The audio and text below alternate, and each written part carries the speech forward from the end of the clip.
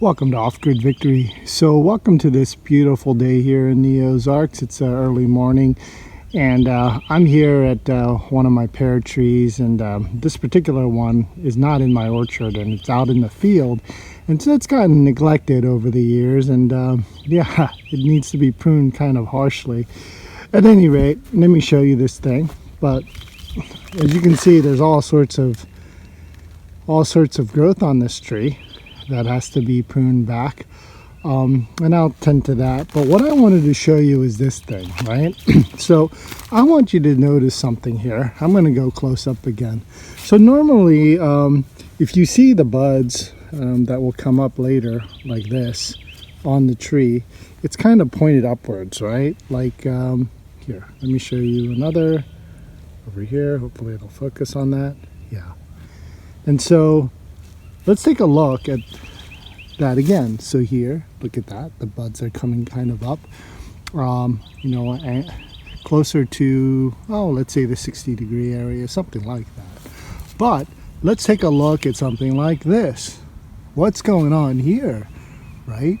It's sending out shoots that are almost horizontal, like 90 degrees off the stem here.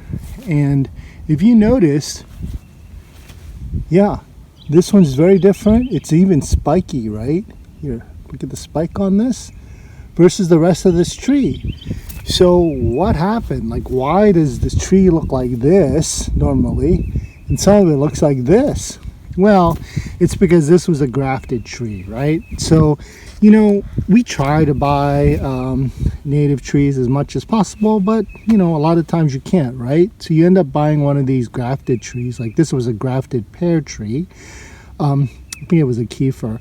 But at any rate, you buy one of these things, you plant it in the ground, and lo and behold, sometimes what you get is the material from the original rootstock, and that's what this is. So this kind of gnarly looking spiky piece of wood, if you trace it all the way down, it's going right to the root ball. So yeah, that's gonna have to be cut off and let the normal tree, which is right next to it like this, grow. Now I'm gonna go ahead and prune that off, but you see, it should look like that. That's your pear. It shouldn't look like a, you know, a honey locust tree like this.